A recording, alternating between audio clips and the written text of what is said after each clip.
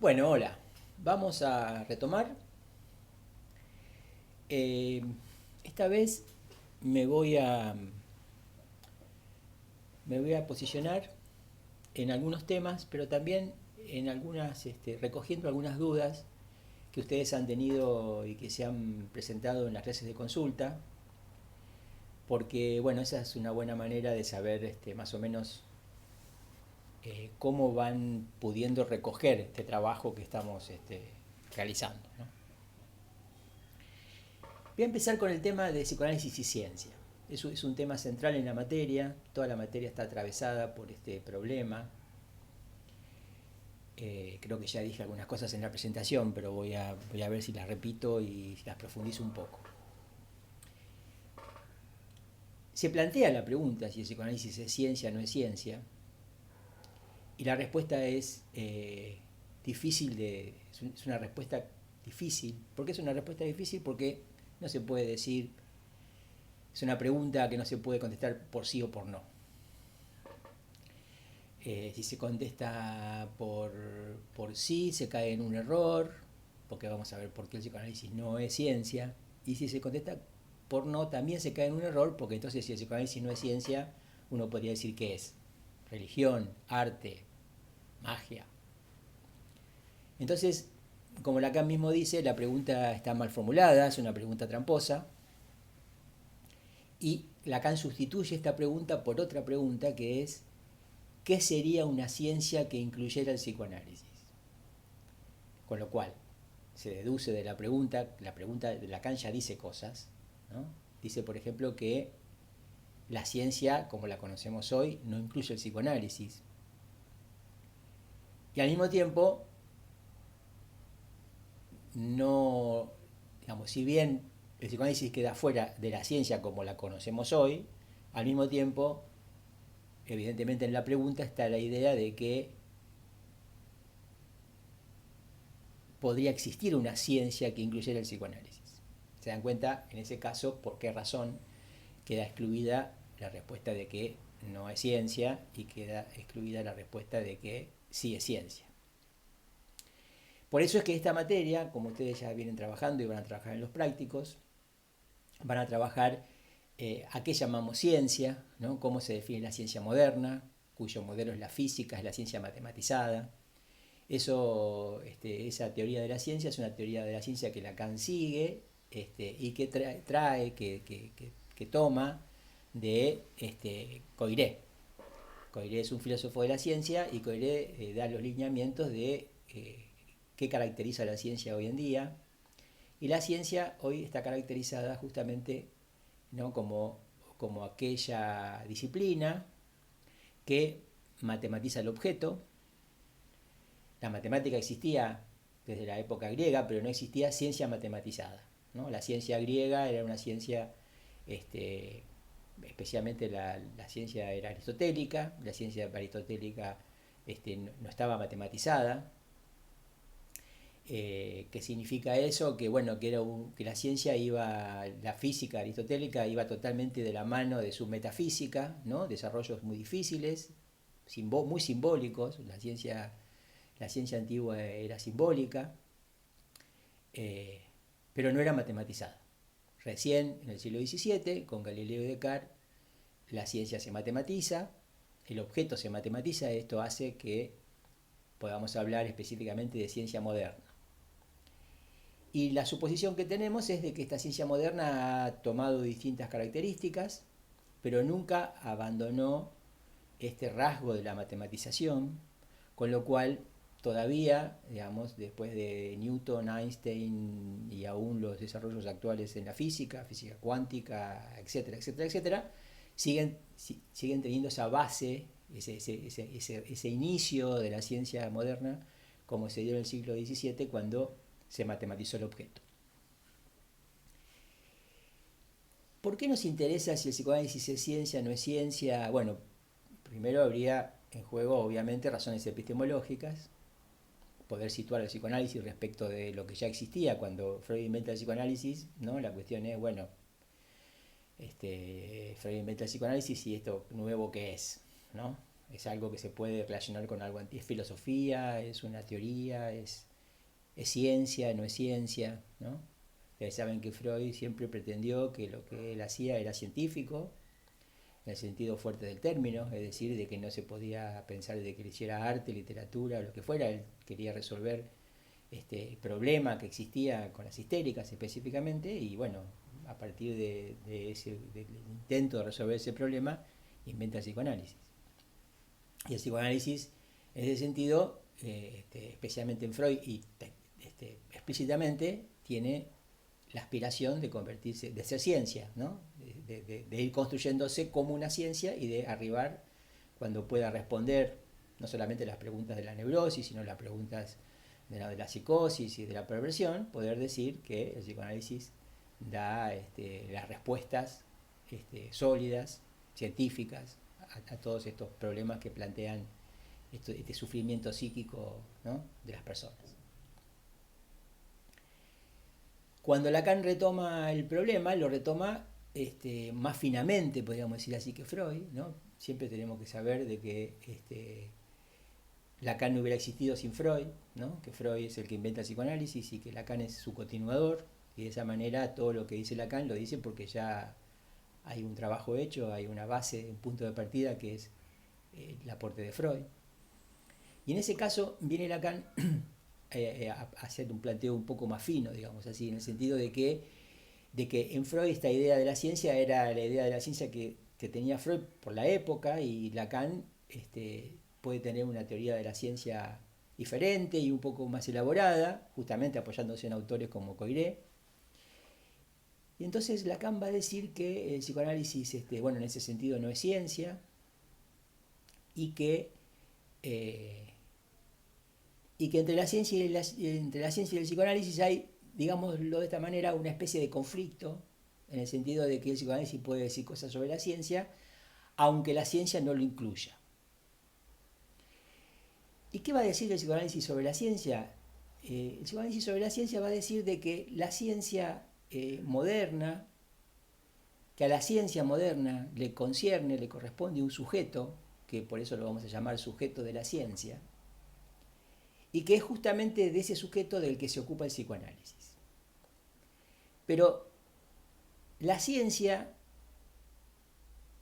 tiene una dificultad con ese sujeto, con su propio sujeto, y esto tiene que ver con las condiciones de constitución de la ciencia. Es decir, la ciencia arranca matematizando el objeto, se constituye en un saber, como en un momento dado lo hemos visto en algunos textos de Lacan, el saber de la opinión, etc., que crece, se desarrolla, que tiene, como decía Lacan en ese texto, una inercia propia, pero que hay una verdad que le dio origen a ese saber, que ese saber, por más que crezca, se desarrolle, ese saber no va a poder incluir esa verdad que le dio origen. Esa verdad va a quedar siempre excluida de ese saber, aunque el saber se desarrolle y se amplíe, ¿no? Esta es la idea básica que está en el hecho de que la ciencia seguramente va a poder ir dando cada vez mejores y más amplias respuestas a los problemas que tiene el hombre y en relación con la naturaleza.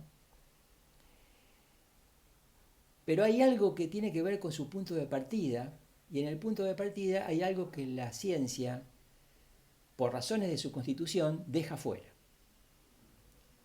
Eso que la ciencia deja fuera y que no puede incluir, aunque quisiera, porque tendría que desnaturalizarse, tendría que ser otra cosa que lo que es, a eso lo llamamos el sujeto de la ciencia.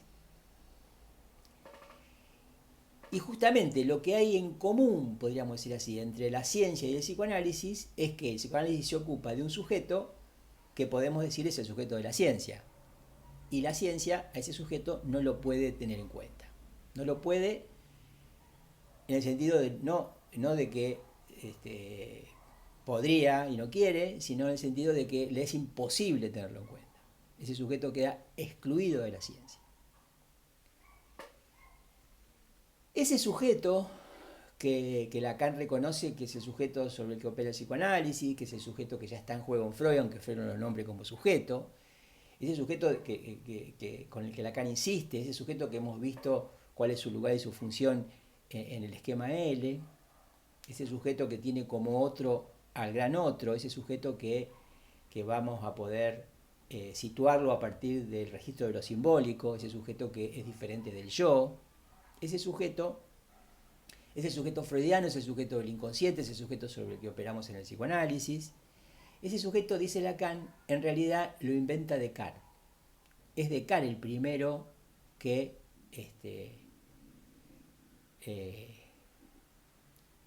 pone en juego ese sujeto de alguna manera, ¿no? Descartes es un autor, ya saben ustedes por filosofía, es el autor del pienso luego existo, del cogito cartesiano, es un autor del siglo XVII, de los comienzos de la ciencia moderna, y es en el cogito justamente donde Lacan va a volver después de que existió Descartes, después de que pasaron como 300 años y no pasó nada con ese sujeto, hasta que Freud inventa el psicoanálisis, no nombra ese sujeto como cartesiano, después como seguidor de Freud aparece Lacan, que se plantea el problema de la ciencia y del psicoanálisis, y a partir de ese lugar Lacan lee a Descartes, como han leído todos los filósofos modernos, casi todos los filósofos posteriores a Descartes han intervenido respecto de Descartes, lo han leído, lo han interpretado, han sacado alguna conclusión, van a ver que hay bibliografía abundantísima sobre Descartes en la filosofía.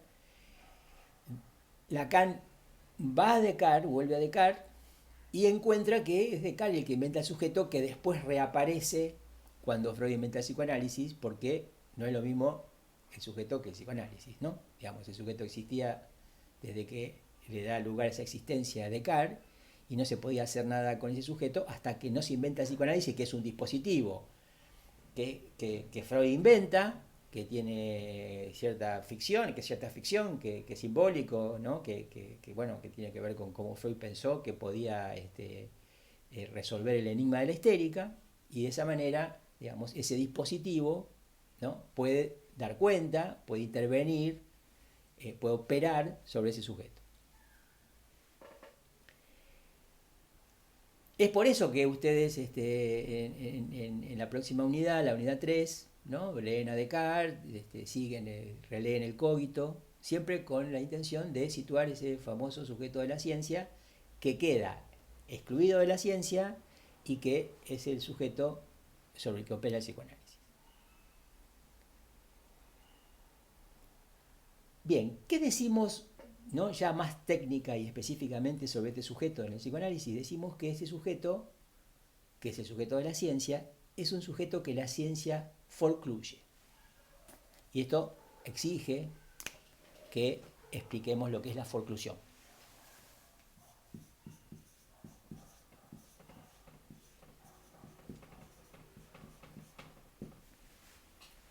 La forclusión es un mecanismo psíquico que Freud observa, recoge, analiza, interpreta, explica,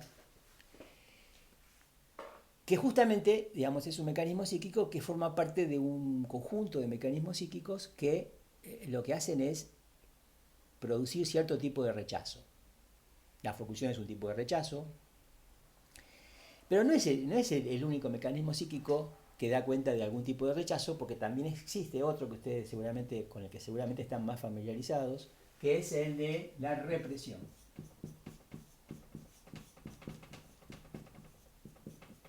La represión también es un tipo de rechazo, diferente del rechazo de la forclusión, y existen algunos más que podemos nombrar si ustedes quieren: la renegación, e inclusive podríamos agregar otro que es la denegación.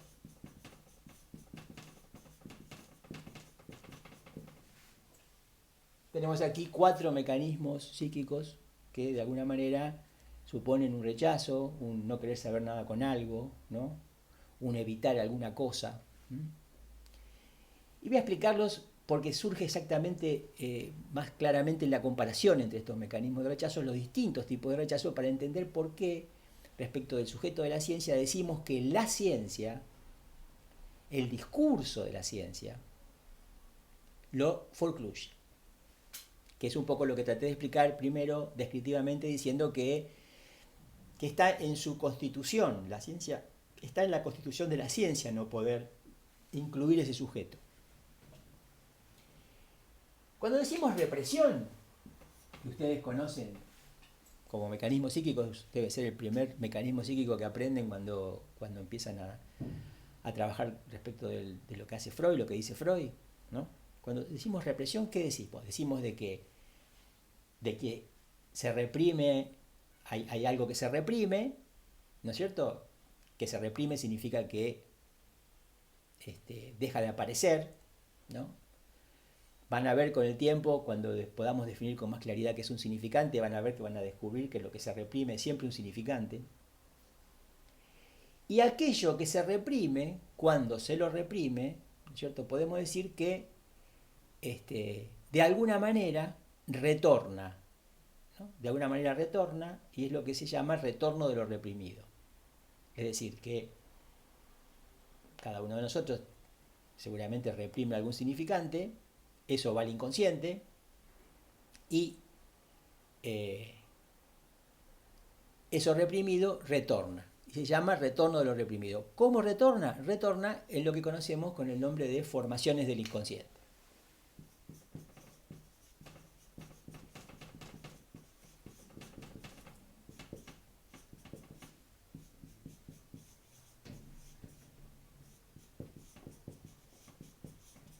¿Cuáles son las formaciones del inconsciente? Bueno, las formaciones del inconsciente son el sueño, es decir que cuando uno sueña, esto significa que está en juego ahí el retorno de algo reprimido, es lo que Freud dijo y demostró, que por eso el sueño se puede interpretar, por más absurdo que parezca, por más irracional que parezca, por más descabellado que se pese, por más absurdo, por más ilógico, irracional, se puede interpretar, y la interpretación del sueño debería poder explicar qué es lo que está retornando de lo que está reprimido en el sueño. Se entiende entonces que lo que se reprime y el sueño son cosas diferentes, ¿no? El sueño es la posibilidad de descubrir eso que se reprime, ¿no? Por ejemplo, vamos a verlo, digamos, de alguna manera, vamos a inventar una situación, ¿no? Digamos, bueno, la gente sueña desde mucho antes que Freud, ¿no? Hay sueños testimoniados en la Biblia. Bueno, uno sueña y no sabe por qué soñó lo que soñó y sigue su vida y después sueña de nuevo otra cosa y otra cosa y otra cosa, sin descubrir jamás, ¿no? Sin tener posibilidades de descubrir qué es lo reprimido que dio origen a ese sueño. Para saber qué es lo que dio origen a ese sueño, ¿no? Está el psicoanálisis, ¿no? El psicoanálisis va a dar cuenta, digamos, partiendo de esa formación del inconsciente, del sueño, hay otras, ¿cierto? Llegar a aquello reprimido, ¿no? De esa manera, por ejemplo, esos sueños a veces repetitivos, insistentes, ¿no es cierto? Insisten porque eso permanece, eso reprimido que le da origen, permanece reprimido y permanece manifestándose de esta manera. Pasa lo mismo con el olvido también es una formación del inconsciente, ¿no? Uno se olvida de alguna cosa, digamos, el origen de ese olvido es algo reprimido, ¿no es cierto? Pero lo reprimido y lo olvidado son diferentes, ¿no? O sea, que yo me puedo olvidar y así como me puedo olvidar, después lo recuerdo. Quiere decir que lo que yo reprimía no es lo que olvidé, lo que yo reprimo es algo que produjo ese olvido. En ese momento, en esa circunstancia, por eso que pasado ese momento lo recuerdo, porque eso estuvo siempre en el preconsciente, no en el inconsciente, ¿no? O sea, lo reprimido en el inconsciente impide que algo que está en el preconsciente pase a la conciencia, ¿no? De esa manera yo me olvido, pero como es preconsciente, no es inconsciente, entonces en un par de días, al día siguiente, al rato, me acuerdo lo que me había olvidado. Olvidado y reprimido no es lo mismo. Todas estas formaciones del inconsciente son retorno de lo reprimido y son la posibilidad de que a través de un análisis podamos descubrir qué es lo reprimido que le dio origen al sueño, al olvido, al lapsus, al acto fallido, que son las formaciones del inconsciente, ¿no? Al chiste, ¿no? también Freud encuentra que este mecanismo es el que funciona en el chiste. Pero ya vamos a ver, porque vamos a trabajar la segunda parte de la materia del año, vamos a ver cómo trata Freud a los chistes y por qué los relaciona y de qué manera con el inconsciente. Hay un texto de Freud que vamos a leer que se llama El chiste y su relación con el inconsciente, que en general las otras materias no lo toman, así que por eso es que vamos a hacer hincapié en ese texto. Importante que ustedes lo conozcan. Entonces, cuando algo se reprime, ¿no es cierto? Esta represión significa que hay un elemento, ¿no?, que va al inconsciente, no desaparece de lo simbólico ese elemento, y ese elemento tiene la posibilidad de retornar, ¿no?, bajo el modo o en el modo de la formación del inconsciente. En general, decimos, digamos, que la represión es el mecanismo de la neurosis, ¿no? Esto es un poco vamos a hacer una simplificación, después esto se complejiza especialmente en la práctica, pero podemos decir que en general la represión es el mecanismo de la neurosis. Por eso es que Freud relacionó la histeria con el síntoma histérico con el sueño, ¿no? Y resolviendo el enigma del sueño, resolvió el enigma de la histérica. Eso dice Freud al principio de su obra, ¿no? Después tenemos el mecanismo de la renegación. El mecanismo de la renegación es el que se sintetiza en una frase que dice, ya lo sé, pero aún así, ¿no? Por ejemplo, uno sabe que, ¿no?, como se dice a veces, ¿no?, que los fantasmas no existen, pero bueno, pero aún así, ¿no?, digo, Papá Noel, los fantasmas, es decir, una serie de ficciones culturales, ¿no?, que tienen mucho que ver con lo que se cree, ¿no?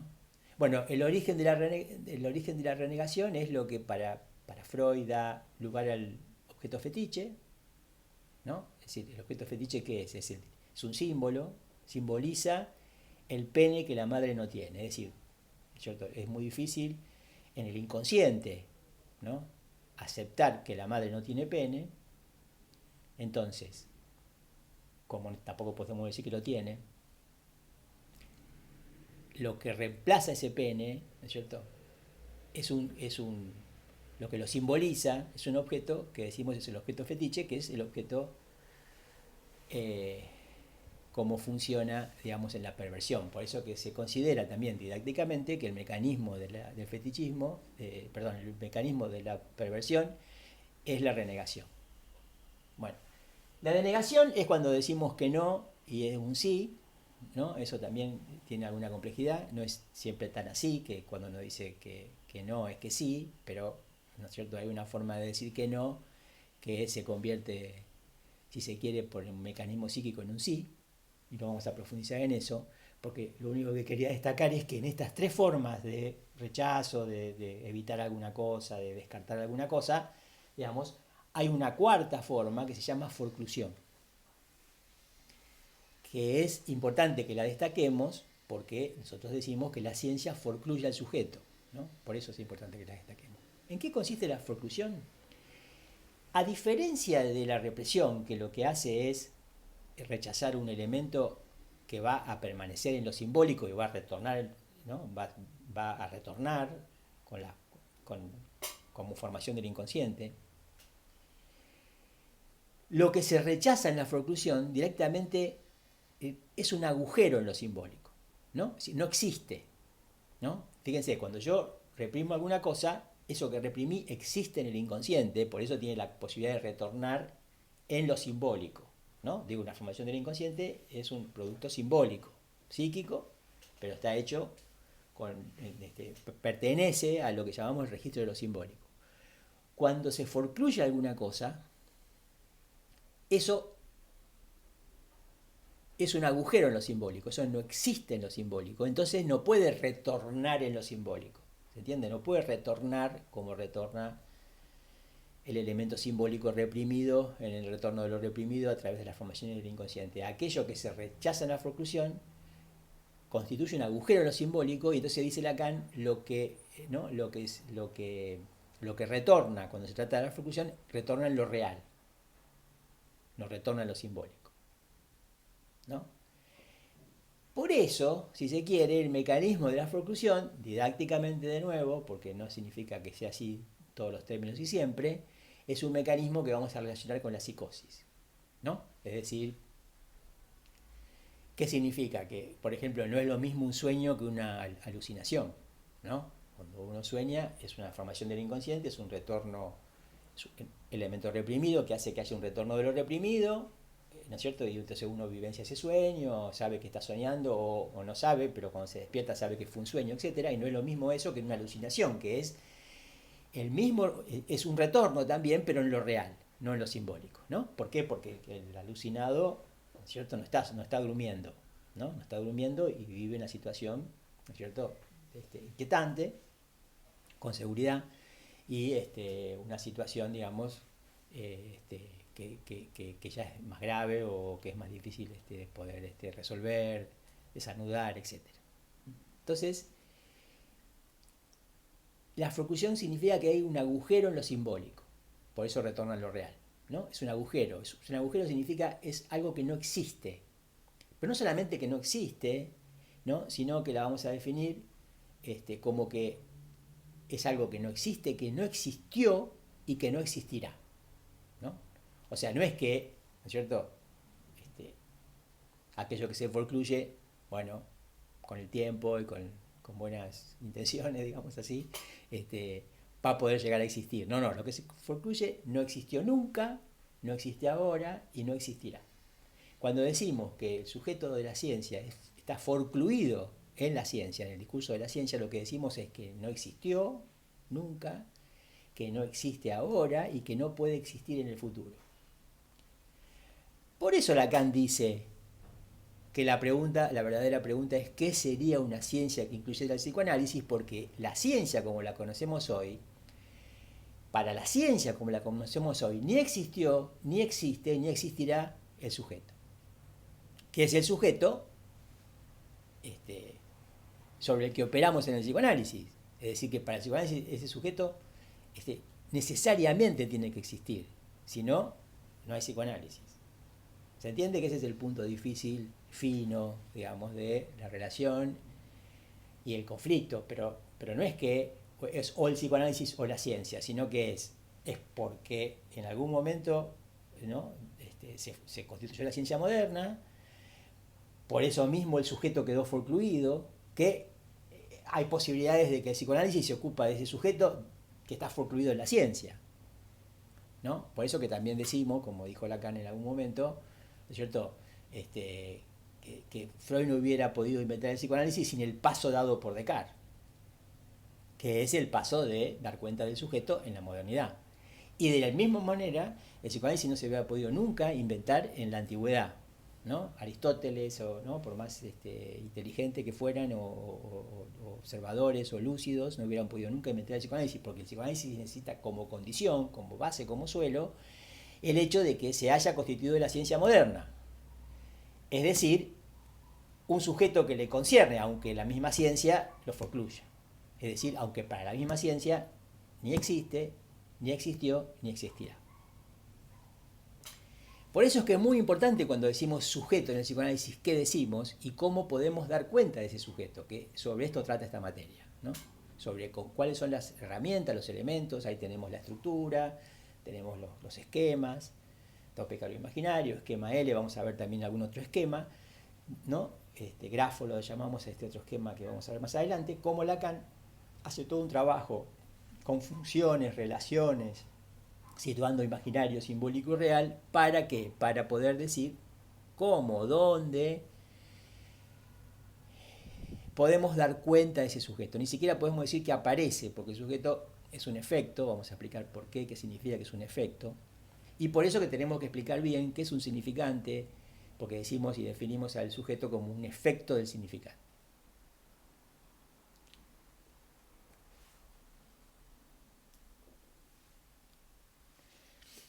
En una de las presentaciones anteriores yo insistí con el hecho de que, bueno, y generó algunas dudas, me entero en las consultas, de que Lacan, a la altura del esquema L, va a hablar de intersubjetividad, es decir, que hay otros sujetos, verdaderos sujetos, ¿no? Claro, si ese pequeño otro no es un verdadero sujeto, ¿no? Es un otro engañoso, es un otro ilusorio, entonces en algún lugar tiene que haber verdaderos sujetos, ¿no? Sería esa un poco la deducción, ¿no? Que hay otros sujetos que nosotros, dice Lacan, ¿no es cierto? Los verdaderos sujetos, a ver dónde están, ¿no? Se entiende que es una derivación de ahí, ¿no? Fundamentalmente porque esos verdaderos sujetos pertenecen a lo simbólico, o sea que ahí la intersubjetividad para Lacan da cuenta de lo simbólico, y estos otros que son engañosos, que no son verdaderos otros, esos pertenecen a lo imaginario, ¿no? Fundamentalmente por eso, ahí la intersubjetividad para Lacan refuerza esa idea que tiene de distinguir lo imaginario de lo simbólico, distinguir lo simbólico de lo imaginario y hacer una cuestión con lo simbólico mismo. Bueno, pero ese desarrollo que Lacan va a hacer con lo simbólico, cuando Lacan encuentra que eso simbólico funciona en términos de estructura, del concepto de estructura que introdujo el estructuralismo, cuando Lacan se da cuenta de que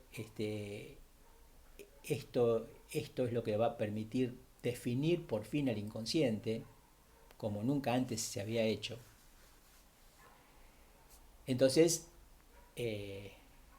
empieza a aparecer una especificidad de lo simbólico que obliga a Lacan a abandonar esta idea de intersubjetividad.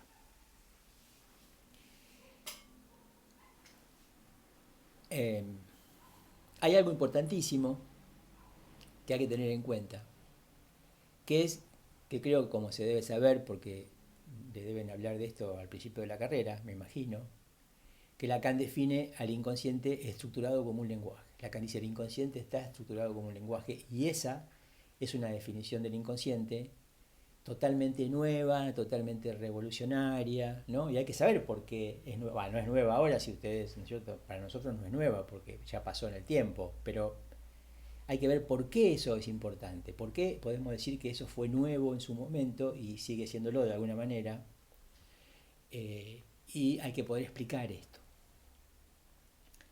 El inconsciente antes de Freud era una cosa más o menos difusa, ¿no? Freud hablaba de inconsciente de acá, inconsciente de allá, y no aparecía, porque Lacan, perdón, porque Freud no tenía los elementos para dar una mejor definición del inconsciente. Freud tenía las formaciones, tenía esa práctica, tenía esa genialidad, esa intuición genial de Freud que le permitió descubrirlo, le permitió hacer algo con ese inconsciente, le permitió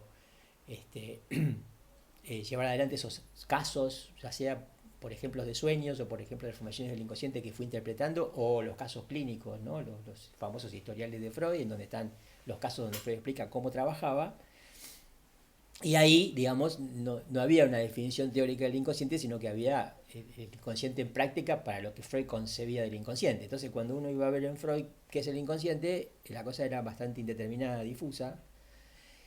Y los discípulos, los seguidores de Freud, con la mejor intención, y gente brillante, ¿no es cierto?, terminó pensando que el inconsciente pertenecía a lo irracional, a lo caótico, a lo instintivo, ¿no? Se consideraba que el inconsciente tenía relación con lo instintivo, que era irracional, que era algo casi animal, oscuro en el hombre, primordial, original, ¿no? Digamos que después nos separábamos de eso, ¿no? Era raro.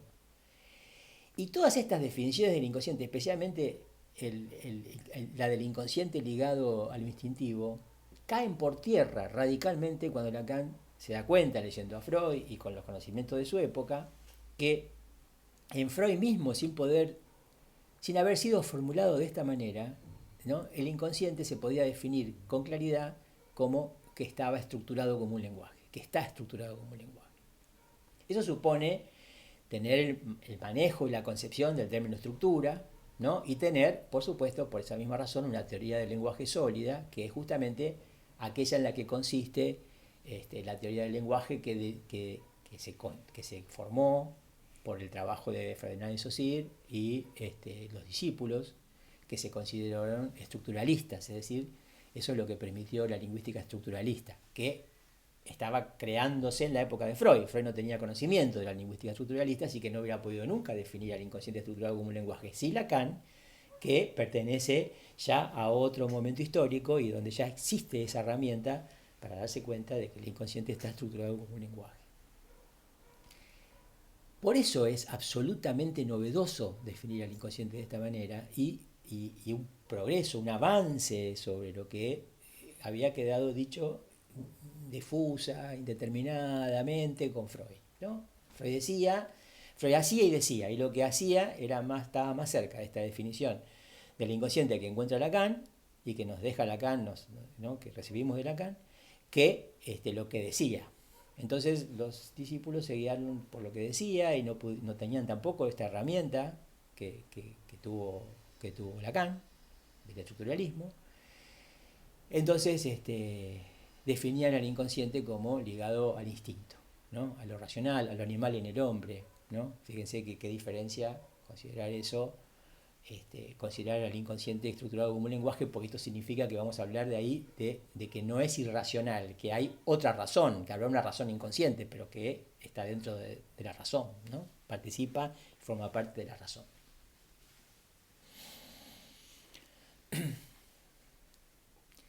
Este sujeto, entonces, que es al que le tenemos que seguir la pista, ¿no? Este sujeto va a ser efecto del significante, que es justamente el elemento base, digamos así, que nos permite hablar de estructura, ¿no?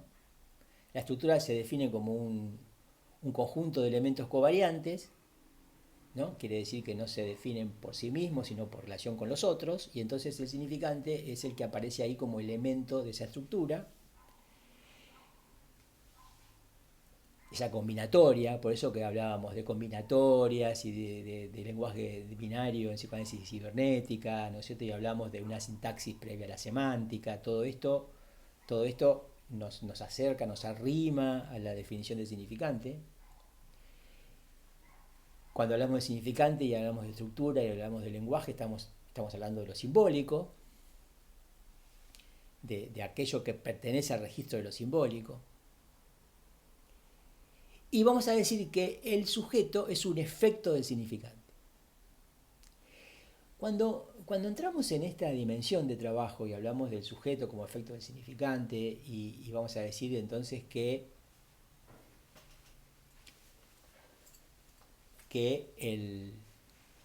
a ver si tengo un lugar para ponerlo, que el significante, y lo abrevio, representa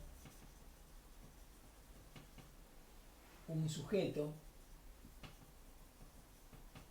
para otro significante, ¿no?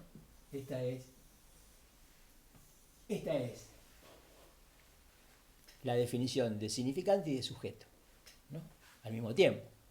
¿Qué es un significante? Lo que representa un sujeto para otro significante. ¿Qué es el sujeto? El sujeto es efecto del significante. Fíjense cómo llegar a estas distinciones, y vamos a tener que poder explicarla con tiempo y con espacio, porque no son cosas fáciles, ya se han dado cuenta. Llegar a estas distinciones supone, por ejemplo, necesariamente abandonar esta idea de intersubjetividad, ¿no? De que el registro de lo simbólico se define porque, ¿no es cierto?, eso permite situar los verdaderos otros, los verdaderos sujetos, ¿no? ¿Por qué? Porque acá fíjense que el otro es un significante, es decir, el sujeto se define respecto del significante, ¿no? Y esto está excluyendo la posibilidad de que hablemos de otro sujeto. O sea, en esta definición hay un solo sujeto, ¿no? Ustedes me dirán, qué raro que es eso, y sí, es raro, pero podemos decir, por ejemplo, para darle un poco de consistencia a lo que estamos diciendo, que en un análisis hay un solo sujeto, que es el analizante, que es el sujeto que le concierne al analizante, ¿no? Que es el que habla, ¿no? Es decir, ahí el analista no está como sujeto, ¿no? El analista estará como sujeto en su análisis, pero en un análisis hay un solo sujeto, no hay dos sujetos, ¿no? No hay intersubjetividad entre el analizante y el analista, ¿no? Todo esto Lacan explícitamente lo descarta justamente cuando está elaborando el concepto de transferencia, ¿no? Por eso es que Lacan va a decir en el seminario sobre la transferencia, no entra en esta materia, va a decir en el seminario sobre la transferencia de que tomar la vía de la intersubjetividad para dirigir un análisis es una vía muerta, ¿no? Es una vía que nos saca del psicoanálisis, ¿no? Hay que pensar de que en un análisis hay un solo sujeto que es efecto del significante, ¿no? Por eso que tenemos que ver qué es un significante para saber cómo vamos a hablar. Vamos a situar esta existente que es el sujeto, que como decíamos antes, no existe en la ciencia, pero que existe en el psicoanálisis, porque es el sujeto que habla, porque es el sujeto que va a aparecer a partir de esa función de la palabra más allá del muro del lenguaje, ¿no? Esto no es que el significante sea la palabra definida como unidad semántica, sino que el significante va a ser lo que va a estar en juego en esa función de la palabra. Eso es lo que escucha el analista. Por eso que el analista va a poder dar cuenta de este efecto sujeto que se va a dar en el análisis a partir de lo que dice el analizante. Porque lo que dice el analizante, en tanto que esté en juego esta función de la palabra, va a poner en juego los significantes que determinan ese sujeto, que lo representan, ¿no? Hay un significante que representa ese sujeto para otro significante. Esta definición en realidad toma la estructura de la definición del signo, ¿no? Fíjense que no es lo mismo hablar de significante que hablar de signo, eso ya también lo vamos a ir viendo más adelante. ¿Y cuál es la definición de signo? La definición de signo es que el signo, ¿no?, representa algo para alguien, ¿no? El signo representa algo para alguien. Es decir, que ahí tenemos un otro, ¿no? Ese alguien es un otro, ¿no?